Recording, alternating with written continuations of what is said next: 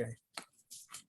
So my apologies to all of you who have dialed in. For some reason, Zoom is blocking the video from the three panelists. So you will be able to hear them, but you won't be able to see them. It's a new feature of Zoom that apparently doesn't work. So at any rate, first of all, I want to welcome all of you to the 16th Committee 100 Asian American Career Ceilings Initiative webcast. And this is going to feature a fireside chat on the topic of the Asian American career ceilings as it relates to the media and entertainment industries. And very pleased to have three very prominent Asian Americans who have been successful in the media and entertainment industry: Derek Chang, Albert Cheng, and Kevin Tsujihara. Just a little background with regard to this program. This was started at the beginning of 2020, and the whole purpose is really on the part of Committee 100 to create a venue and a way of convening that does a couple of things. One is educates people on the nature and the data supporting the problem, storytelling in terms of people who are in different industries as far as how this issue has materialized in their industry, and also how they've managed to persevere in spite of that, but also to give some very good advice to those of people who are attending, who are a wide range of attendees from young to old, but all who are very interested in this topic, and many of whom are in the middle of trying to be successful in spite of some of these handicaps. Asian Americans are seriously underrepresented in terms of leadership in many industries, and this is something that we hope that we can do something about. What I'd like to do, though, is this is a fireside chat. So what I'm going to do is really lead our three panelists through a set of questions about themselves, but also about what they see around this issue in their industry and more broadly. So I'd like to start, and maybe if each of my panelists can just take a few minutes and just talk about their career, the key things about their career and what they've done over time, and what they're currently doing.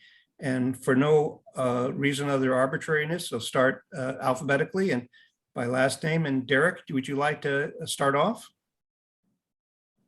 Sure. I was actually gonna, since this is an Asian American panel, I thought maybe we would defer to our elders and allow Kevin to speak first. Wow. I thought this was supposed to be a friendly session. Maybe we get this thing rolling really well. All right. Well, let Kevin go then. Sure, I'm happy to go with the young guys in front of the young guys. So I started my career actually in public accounting at Ernst & Young, or at the time was Arthur Young. And my clients were primarily in the entertainment industry. I did a lot of M&A. And so Warner Brothers and Time Warner was one of my clients. So I ended up working quite a bit with them. We had Fox as a client. I also had Canon Films and a couple others.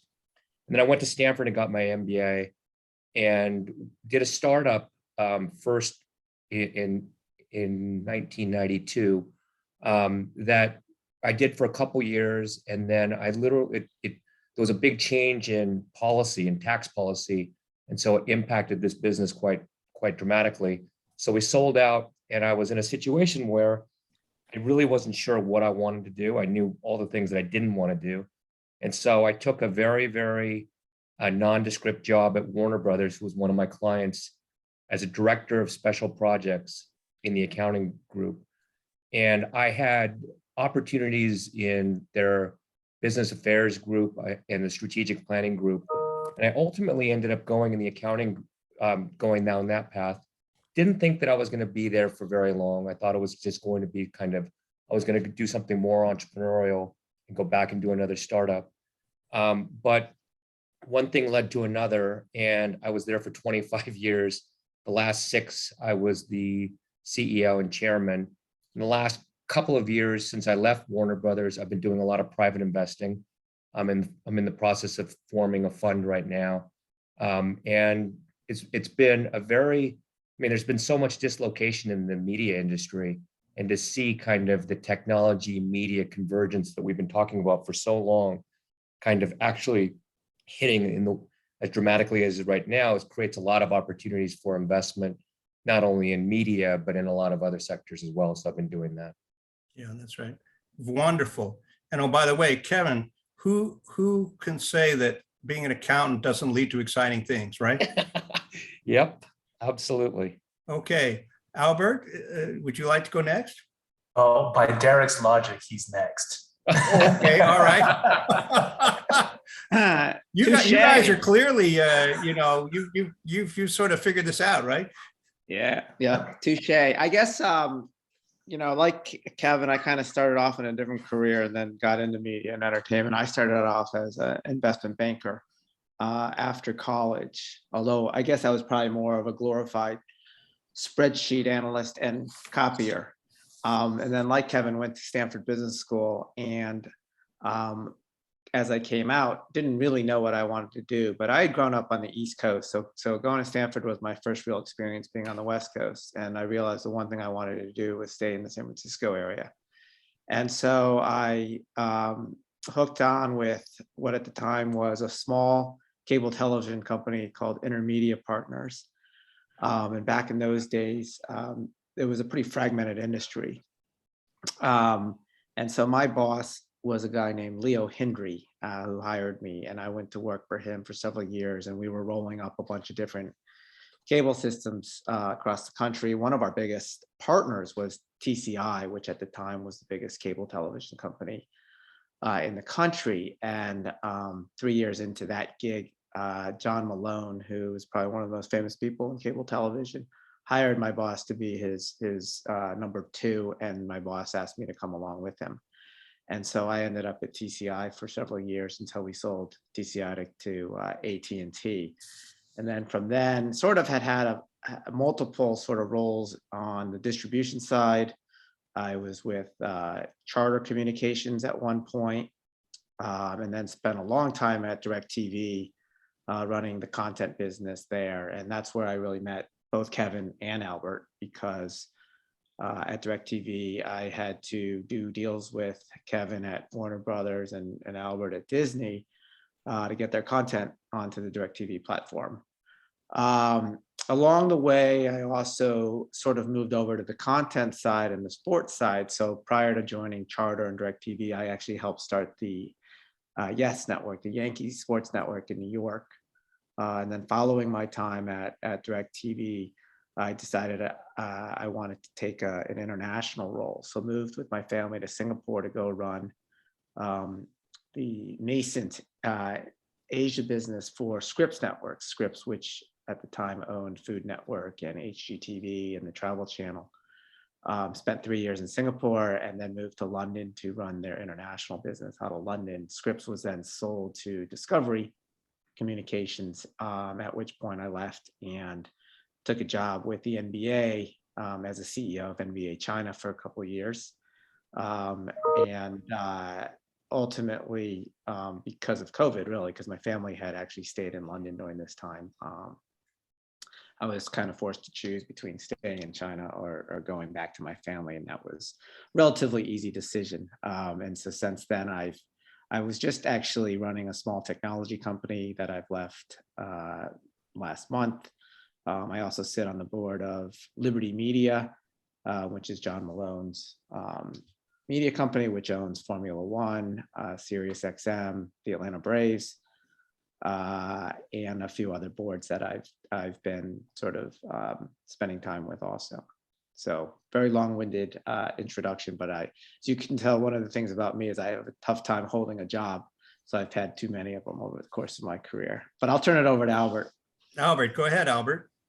Sure. In terms of the very first job, I was actually the engineer. So I was a military airplanes research person working on the F-22. When I just graduated from college, I hated it. And eventually tried to figure out how I was not going to do this for a living. And eventually found my way through to management consulting at BCG and then to business school.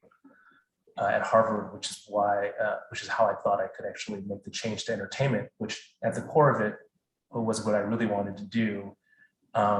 Just sort of exploring what got me up in the morning and what I really wanted to be a part of.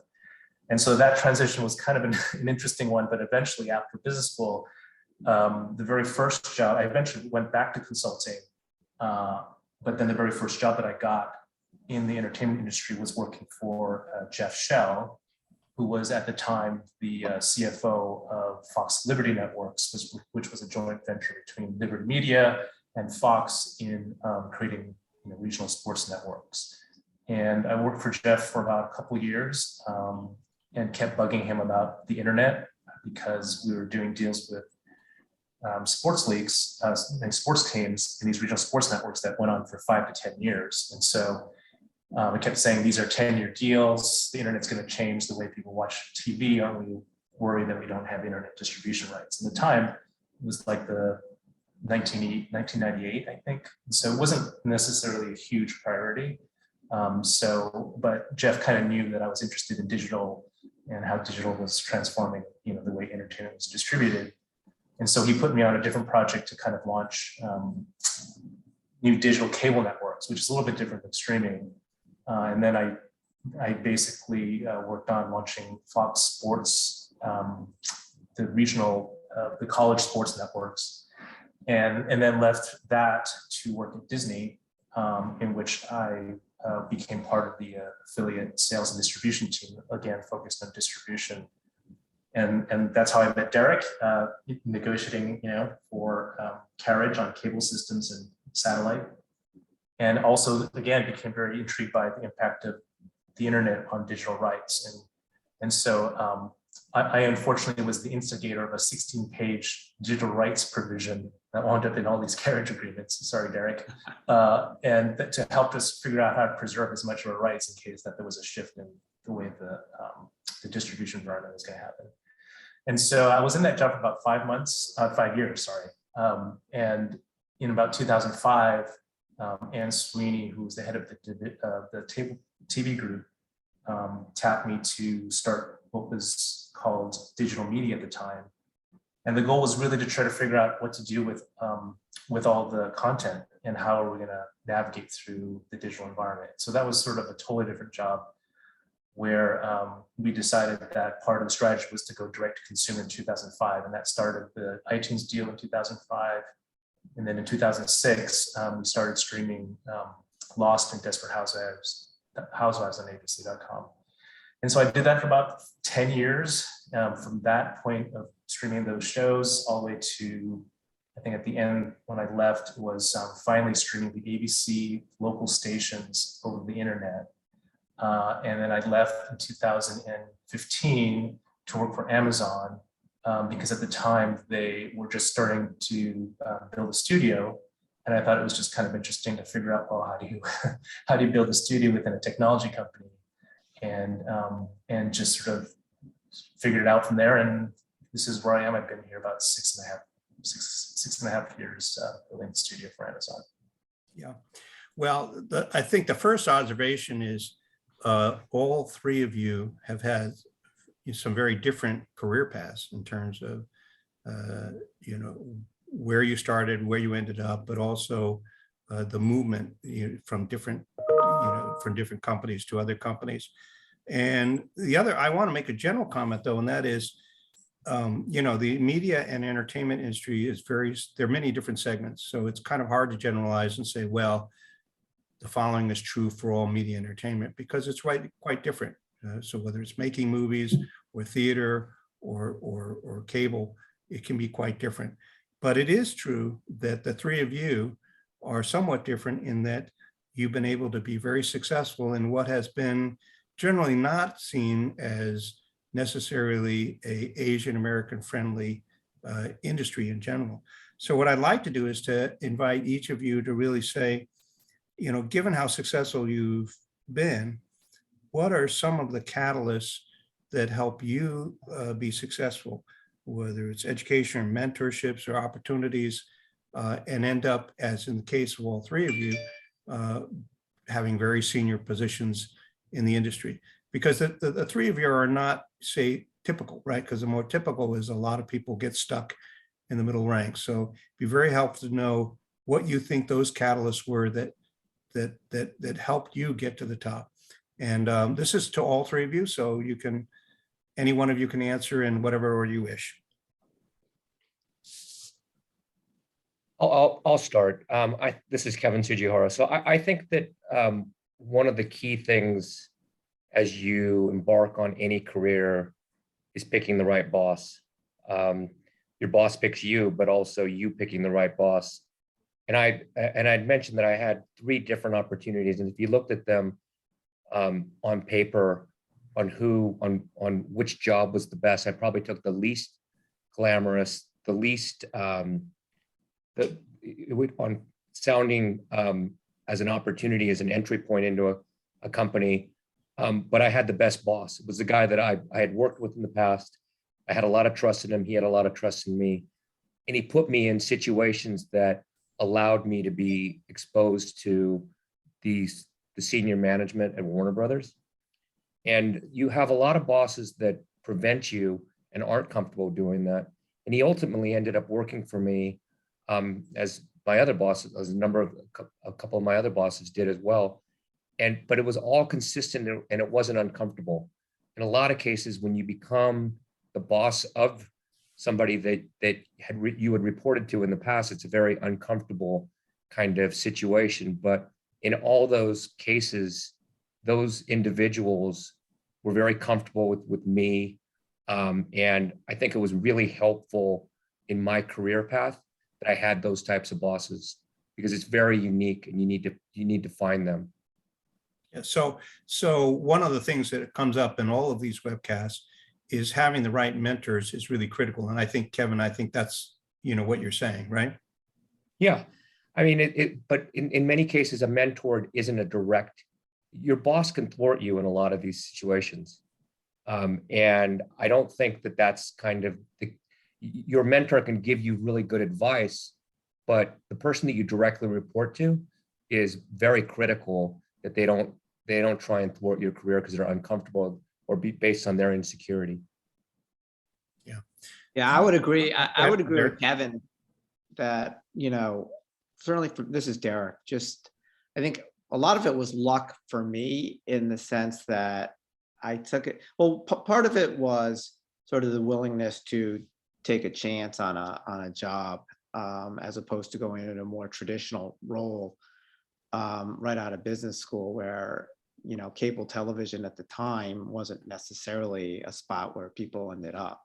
And it just happened to be a role with someone who was much more entrepreneurially minded.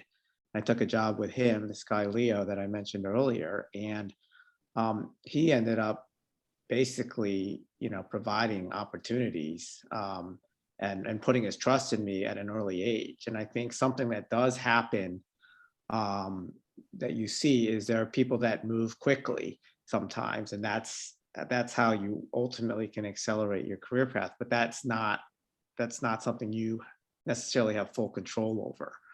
And it is a little bit of probably, managing who you're working with, but frankly, a little bit of luck and taking advantage of the opportunities that are put in front of you. Yeah, and actually, Derek, to, shall we say, bolster your career path, is that although you moved more often than Kevin did in terms of from one company to the other, I noticed that often you moved with someone who you were working with, right? So that could be a move, but in a way, it says relationships actually may overwhelm, which exact company you're working with. Is that right, Derek? Yeah, the first 4 companies I worked for was for the same person. Right. So I agree with that completely. Yeah. Albert, catalysts in your career that help you succeed? Yeah, I think it's gonna, everything that Kevin and Derek resonates with me, and I think that's very much a key aspect of my career development. One of the I think not only is it just the boss that you're working for, it's the role that they play of not just mentor but a sponsor, which I talk a lot about, which is your boss has to really take an active role in figuring out how to develop and put you in the next role. And I would say, you know, my sponsor, and this is kind of the thing where when I was working at Fox, I had colleagues who had worked with Anne Sweeney for a long time, and they would tell me, you know, if you ever get a chance to work for her or for her organization, you should jump at it. I'm like, are you trying to get rid of me? I mean, you know, she's already at Disney. And literally, I had my opportunity to go to Disney was actually through a headhunter, but I decided to make the leap and go. And you know, Anne was one of the first people that I met, and I think through my 15 years at Disney, she had been the primary architect of how I wound up going from one role to the next. And I had, you know, similar roles that I had, you know, at Disney. I had gone through. I worked for Disney Channel, then merged with, you know, Fox networks, and then ultimately we merged our networks with ESPN. And under each of those reorganizations, I wound up still with, you know, at least a pretty good senior role. And then when I kept talking about the internet, she was the one who said, well, if you're so, you know, you're so interested in how this impacts us, I'm going to take you completely out of this role, and I'm going to have you launch something completely different. And even in the course of that period of time, she kept offering me different jobs. Like, you want to be the general manager of this network? And sometimes I would say no. Actually, most of the times I said no, because it also depended on what is the job. Sometimes it's also taking the job that's the scariest. So to me, it was taking jobs that seemed like, how am I going to do this? Because it seemed like incredibly, you know, challenging. And sometimes I always tell people, sometimes the jobs that scare you the most are probably the ones you should be probably taking. And that's sort of serving pretty well. You know, stepping back a little bit, I guess the question is this, you know, although the three of you have been successful, and, you know, are there specific situations where you felt that you faced impediments because you were Asian American? You know, in my career, and I've been fortunate, I was at Bain and Company, and when it was growing very rapidly, I was with one of the leading private equity firms, and then I've had a long career in investment banking. And there are times where I felt that being Asian American hurt me in certain circumstances. There are also times I felt it was either neutral or in some cases positive. So if each of you could really say, do you feel that there were any specific you know, impediments that you had, that you suffered over time because you were Asian American?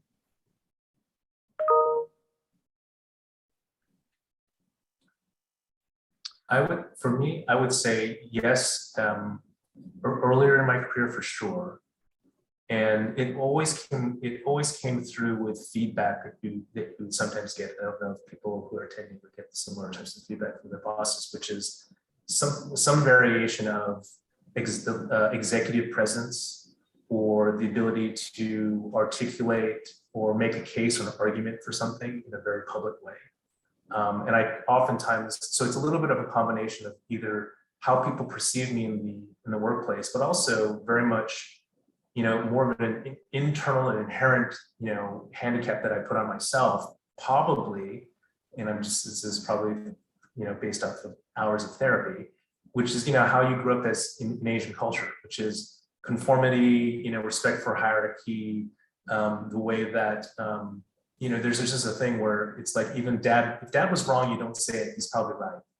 And so I think that kind of thinking, as I went through earlier in my career, you just didn't want to speak up. It was hard to get into conversations. You were in a meeting with other senior leaders, and it was just, I found it very difficult to be able to, you know, stand out or make a case or articulate my point of view.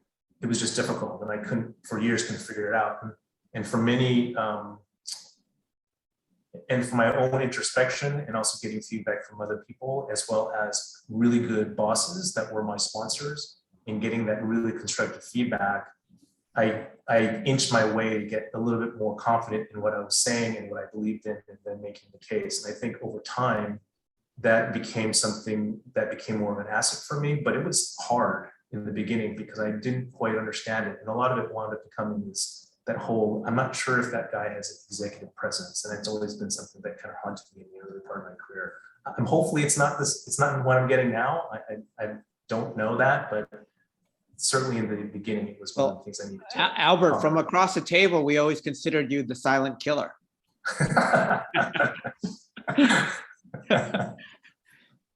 But not the silent Asian American killer, just the silent killer. Exactly. Okay, well, at least No, look, Albert, I think at least, Albert, you weren't makes- stereotyped, right? Yeah, I think for me, I'll be honest with you, I don't know if I had enough self-awareness to really actually understand whether I was facing impediments as an Asian American, or I was just, facing impediments because of my own, shortcomings and personality or whatever it was. But on the flip side, I think when I looked at myself and the progress I was making, I always felt like I was making progress at a decent rate. So in the whole scheme of things, I don't know if I ever sat there and said I was being held back or being impeded in any certain sort of way because I was Asian American. I think over time, as I I've been sitting in other broader positions with better perspective and seeing how others have been treated and sort of whether or not opportunities are fairly given out are presented to people. I think that the very topic of what we're talking about here, I do see that some of that does ring true for Asian Americans. Kevin, any comments? Yeah, I don't think that I had, it's hard for me to argue that I had impediments in my career. And I think one of the things that was slightly different for me and Albert was I never viewed Warner Brothers as a long-term, and it sounds strange for somebody that was there for 25 years, but I was always planning on leaving. And so I was always willing to speak my mind and didn't have any kind of fear of, oh, I was going to lose my job if I said this or did this or said this to anyone. And so I took a very aggressive position as it relates to kind of how I spoke kind of about my ideas and what I thought the company should do. And it's interesting that we're all three of us are MBAs. And so at the time that I came in to the company, there wasn't a lot of MBAs. There's a lot more today than there was then.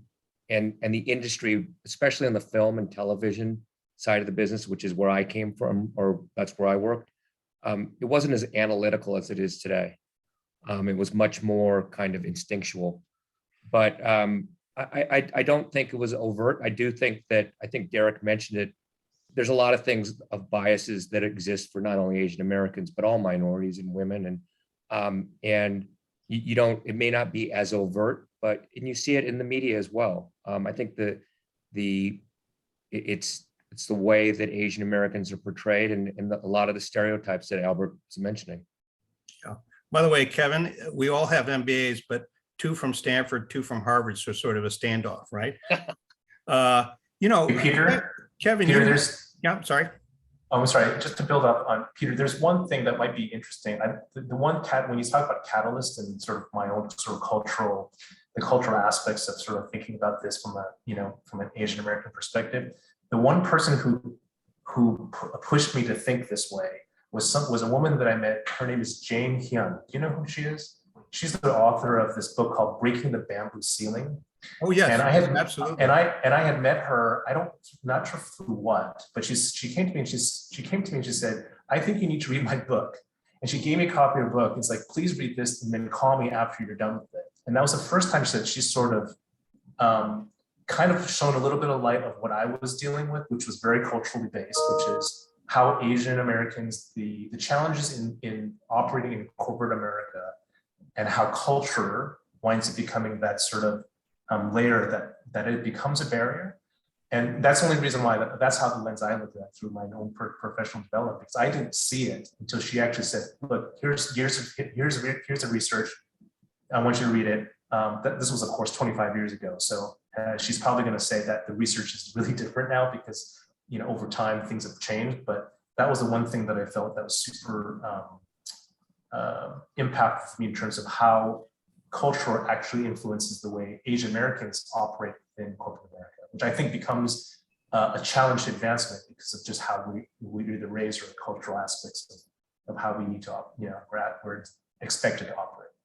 Yeah, and to tee off of what you're saying, Albert, one of the nice things of the previous 15 webcasts, a number of them we've had some leading experts who've done substantial research, either, Columbia Business School, MIT, or otherwise on, this problem, but also are there nuances among the different ethnic groups within Asian Americans? And the interesting thing is there really are. There's some differences in behavior and success, whether it's Indian American or Korean or Japanese or Chinese, and some noticeable differences. One goes back to, Kevin, what you were saying about, mentorships, which is that some Asian American ethnic groups are much better or much more interested in being mentors than others. And, I won't go into specifics, but, first of all, obviously, if there's no one at senior ranks who's Asian American, obviously you're not going to find an Asian American mentor. But over time, certain ethnic groups among the Asian Americans have developed sort of a mentor mentality, right?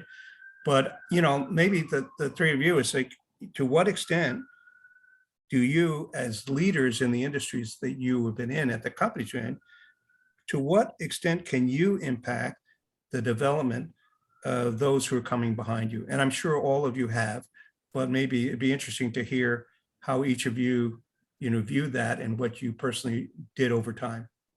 I think you could have a huge impact on, this is Kevin, on those behind you. And if I look back and I have a regret, I think earlier on in my executive, as an executive and even as a CEO, I almost think that the bar was higher for Asian Americans because I didn't want it to appear that I was biased for Asian Americans. And it was actually, I was doing my Asian Americans a disservice. And it's something I regret. In the movie that we greenlit when I was there, that I'm the most proud of, and I had the most anxiety about, because of that notion of not wanting to do something that it looked like I was only doing, not in the best interest of the shareholders or the company, but in the best interest of myself, was when we greenlit Crazy Rich Asians with John Chu to direct, with an all Asian cast. It created a lot of anxiety for me. I'm glad that it did what happened, and I think it's had a very, very healthy impact. But if anything, I wish I would have done more. Albert, Derek? I would say that, probably selfishly, I wasn't that focused on a lot of this sort of as I was starting my career and making my way through it.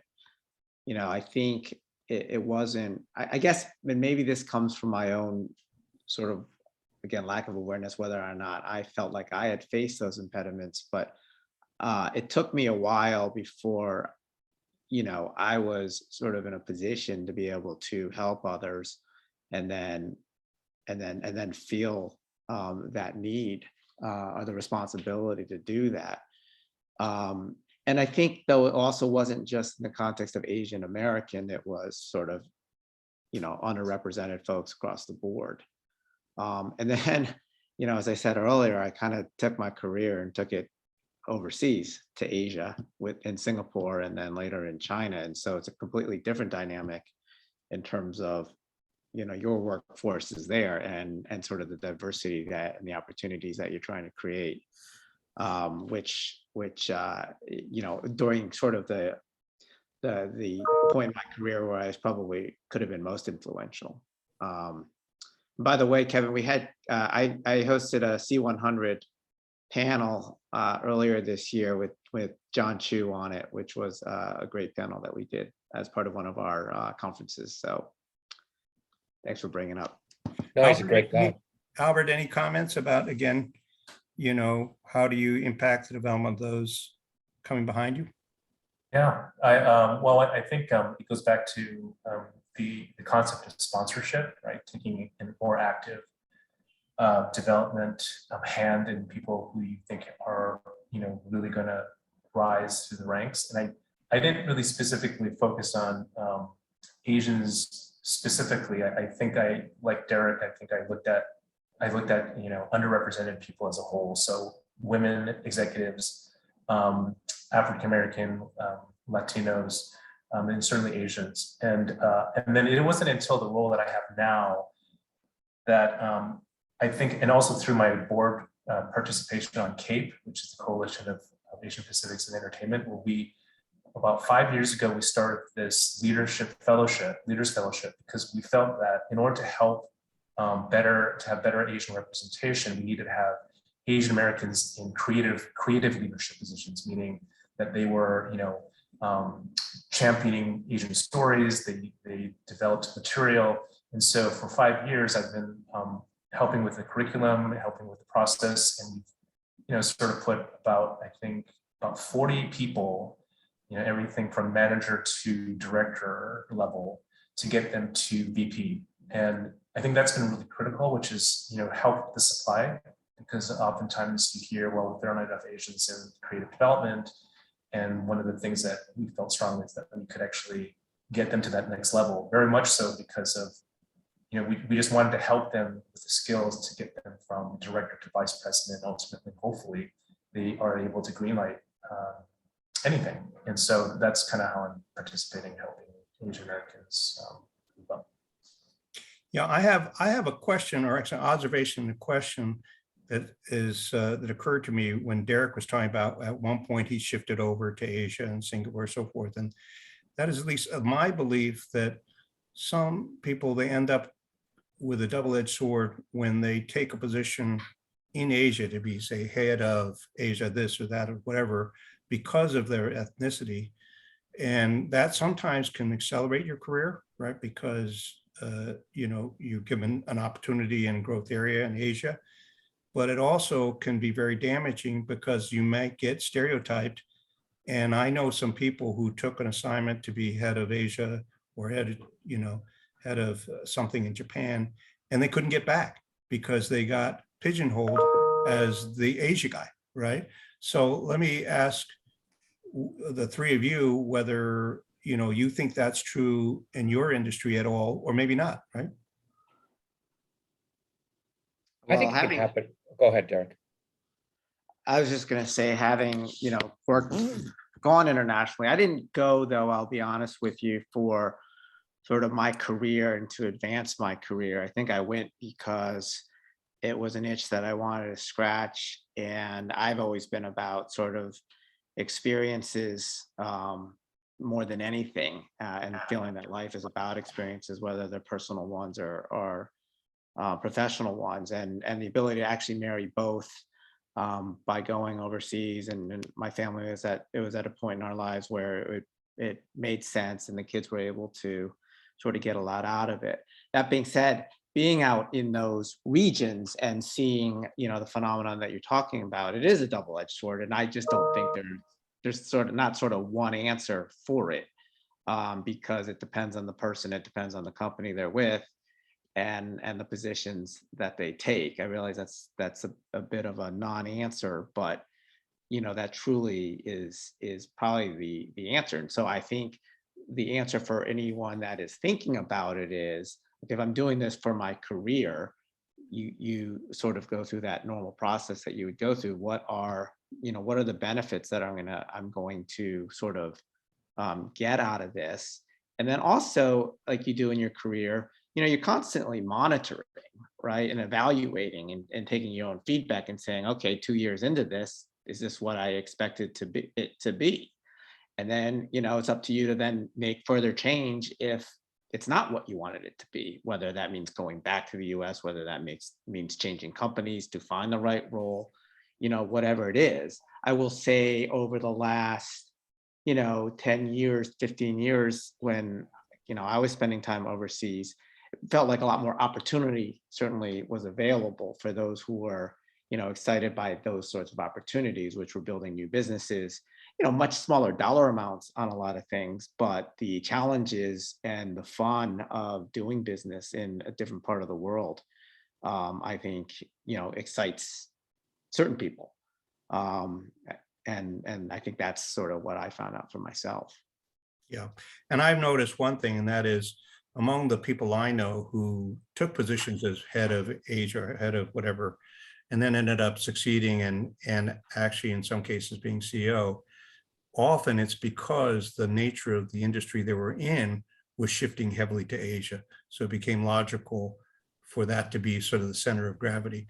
But sometimes some people got trapped. They took a position over to Asia and never could get back, right? Albert, any further comments on this issue of about the Asia track? No, I only because I don't know enough about it to feel that. The only thing I can say about that was when one of the first jobs that I did get offered coming out of business school was to do entertainment for from a studio in Asia. And I said no to it primarily because I felt like that if I did want to get back to the US, it would be hard because I think so much of this business is driven by relationships. And I think especially on the creative side, even if I built my entire career in Asia with, knowing everybody, it's just still so different trying to do it in this town. And that's the only reason why I decided that I didn't want to do it, because it was just too hard to get back. Now I've got two many questions before we open it up to Q&A. The first one is, stepping back, each of you, what advice would you give to those who are starting out in the industry, right? Who are Asian American? What are some of the principles or advice that you would give that you think would help them succeed? I think that the thing I would say is that not only the mentors and picking the right bosses, but being aggressive. And I think that whole notion of being pigeonholed, or that you were talking about Asia, I think for Asian Americans often is we get railroaded into technical jobs like engineering or finance or some of these other things. And you don't see as many opportunities in some of the creative jobs. I think that's changing, but I do think that what I would say to people is to pick the right boss, but also to be aggressive and not and if a job doesn't fit, to move on. Like Derek is a perfect example of someone that did move quite a bit in his career. I didn't, but it worked for him, and he was able to find really interesting opportunities by being open to change.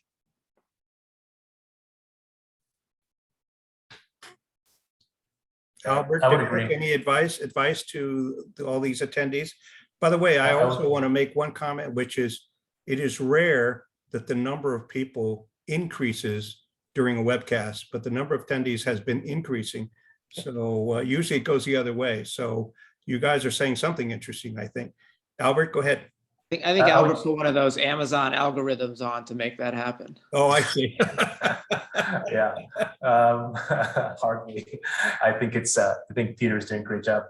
I think for me, I would just echo what Kevin said. It's another way of saying it would be learn to be your best advocate, because I certainly had to learn, and I probably still am learning, even I am where I am right now, but I still have to feel comfortable advocating for myself, because sometimes, again, if I'm going to put the cultural hat on, it's sometimes hard to do. And sometimes doing a great job and keeping your head down is oftentimes the thing you think will get you there, but you actually have to be, as Kevin said, more aggressive and be very vocal about what you want, and be able to walk away for something you don't want. And I think that's the thing that I would recommend.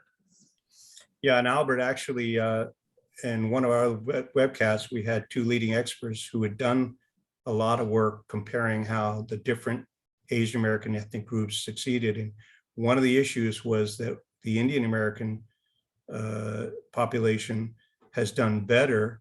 And you see, look at all of the CEOs of Microsoft and other prominent technology companies, in part because of this willing to be more aggressive, right? Which is less true for, other Chinese Americans, Korean Americans, in terms of the natural way that you were brought up. Derek, your comments? I would echo what they say. I think given we've got like 10 minutes left, it would be nice to get some questions or allow people to ask questions.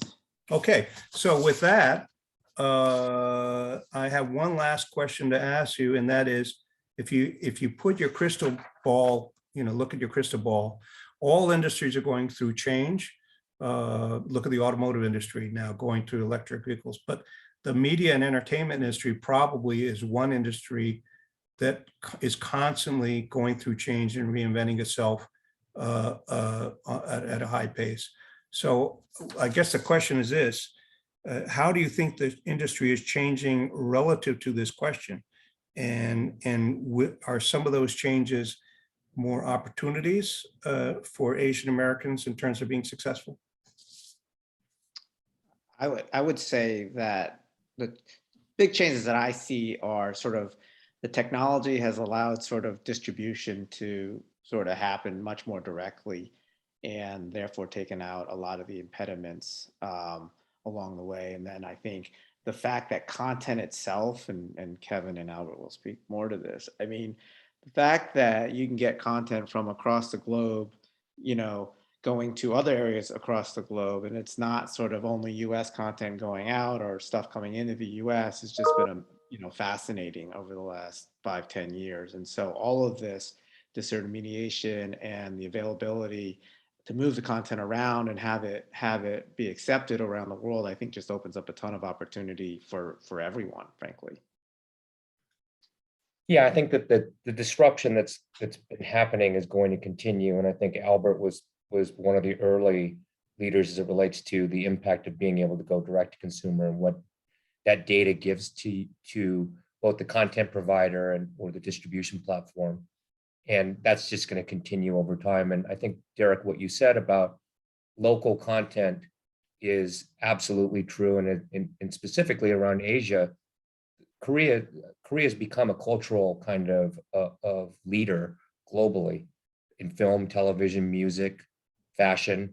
And I think that you're going to continue to see that continue and grow over time.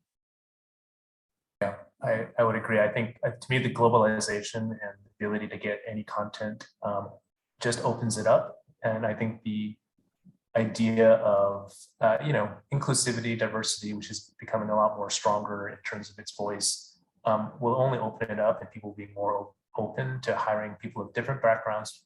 God, I hope so, because it's an imperative in order for us to be able to compete globally.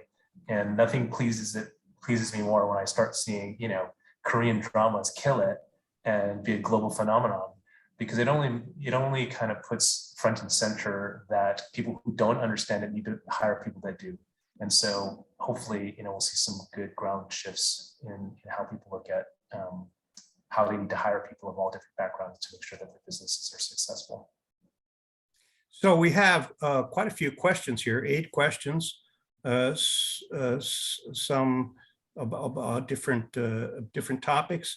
So there's one from Mabel Chang, who says, picking up on Albert's points about executive presence, articulating an argument. I've been told to let people know my story or let people know more about me when I was at ABC News. Opening up about my story as first-generation Asian American has not been my strong suit. Question, do you feel it's important to open up about your story on your path to leadership roles in media and entertainment?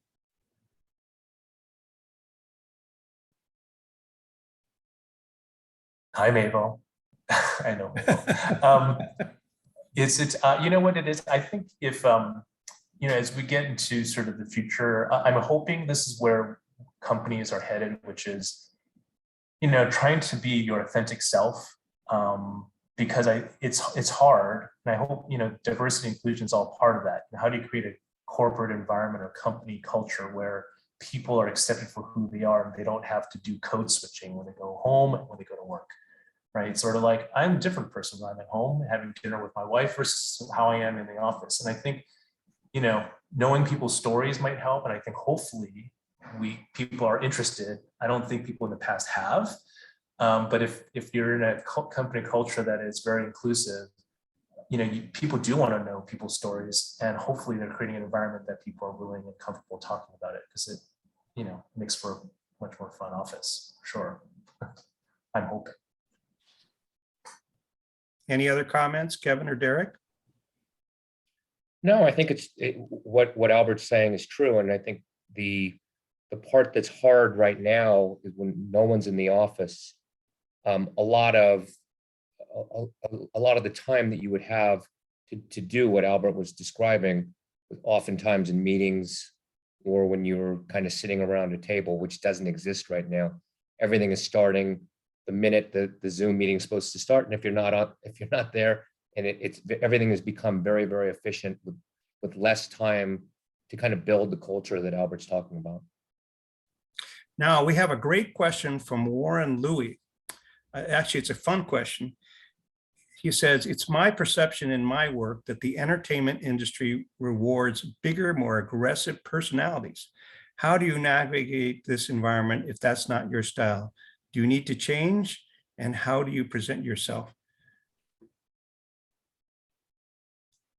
I think you have to be yourself. I don't think that you could, if you are not authentic to who you are. I don't disagree with what the stereotypes of what a CEO or a senior executive is about of what you're describing, but I don't think that you can try and change and be somebody that you're not. It's just not going to work long term.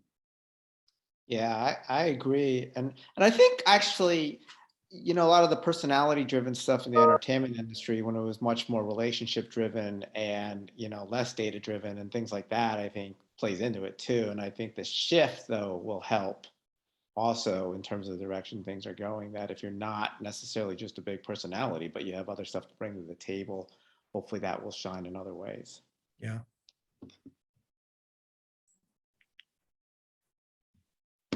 So to all the three of you, would you characterize yourself as aggressive types or not aggressive types? I'm kind of curious.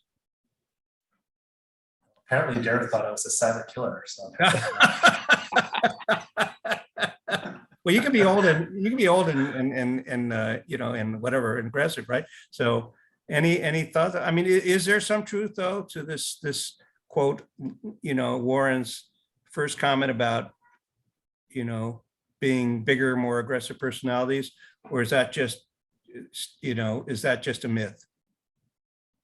I think it depends on the culture of the company and what the leaders have been within that company. But if you look at some of the technology companies in particular, and you don't see those kinds of outsized big personalities. In media, you have.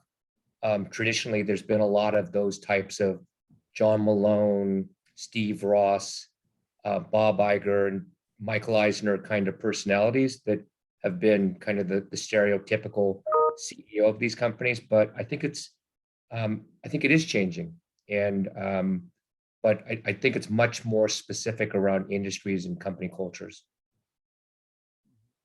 Yeah, I think that makes sense. That's right. There is one question. I'm going to translate it though, because it's a very, very long question. I'll translate it, and it actually will relate to what Kevin was saying before about promoting Asian American, whatever, right? And whether that was a bias. And this person just, the gist of their question was that they perceive that certain shows that are, that either are Asian American or highlight the Asian American experience, such as, the railroad workers or so forth, have been suppressed. Is there that feeling on the part of the three of you, or do you feel that's really not true? I think there's still a lot of stereotypes as it relates to Asian Americans and Asians in general that are portrayed in the media and the companies that the three of us all worked at. And I mean, there was one movie in particular that I really detested the way that the Asian was characterized in the film, and it was The Hangover. And I told the director, I told the actor, Ken, that I didn't think that it was actually helping the Asian cause by continuing to propagate those types of stereotypes. But it clearly still exists, and I think it's not something that's going to change overnight. Yep, I still think there are stereotypes, and I think every company is going to deal with it differently.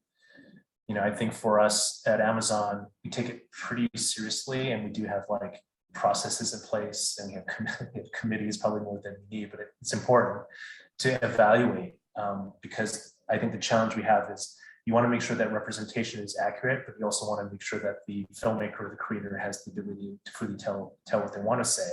And so there's a very delicate balance of allowing some creative freedom, but also allowing for the company to determine, like, is this necessary? And so, all of us have our own, tests on like whether this thing should be allowed in a scene or dialogue.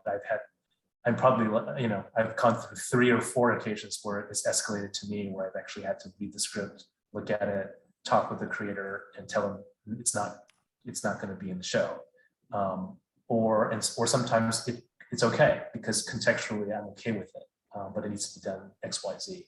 So it depends, and sometimes we miss stuff, but I think there's still a lot of it. I think it's just going to take a lot of companies to kind of put a lot of thought. For the last question, actually, it's directed at Derek. Derek, there are 2 questions that specifically ask whether you felt that there was a difference in the leadership priorities and route when you worked in China versus the US. It's not quite on the topic because this is Asian American career ceilings, but it's an interesting question. But there were 2 people who wanted Derek to ask that question of you. Yeah, they all thought I was a crappy leader.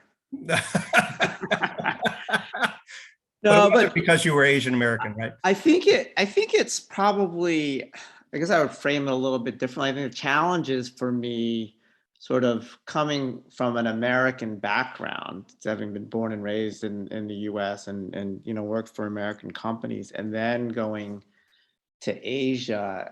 There is definitely truth to sort of the cultural differences and how you communicate. And as in the US, you tend to be more direct. And I think me having to transfer to a different culture and figure out how to get points across, how to motivate, how to lead, in ways that I probably wasn't as adept at to begin with, was something I had to learn. And I think that just goes to leadership in general in terms of, understanding the people you're trying to lead, and how to motivate them and get them to perform as well as they can. Yeah. So at the end, I want to, first of all, thank the 3 of you who have been just marvelous. I mean, I think that you really covered the topic well. And I think in particular, you covered it well in the context of the industries that you're in. So we learned a lot about, how this issue may be different if you're in the media and entertainment industry. And so I want to thank all 3 of you for doing a wonderful job, and particularly Derek Chang, who helped work with me to assemble this panel. And I hope the audience found it very, very, very, very useful. And so I want to thank all of you, and I want to thank the audience for attending. And we look forward to seeing you at the next Committee 100 Asian American Career Ceilings event, which will be February 8th, which will feature the CEO of Heidrick & Struggles, who himself is Indian American and is the first Indian American CEO of a major, of Heidrick & Struggles. But also Heidrick & Struggles, because they're an executive search firm, they have a very, very important role in terms of helping Asian Americans become CEOs and members of the board of directors. So I hope all of you will participate in that. And again, thank you to Albert, Kevin, and Derek for just a wonderful job and for the insights that you shared with the audience. Hey, Peter, thank you for sponsoring this. And Albert and Kevin, thanks for taking my phone call and joining the panel. It's great to catch up with you guys. Yeah, thanks for having us. Thank you.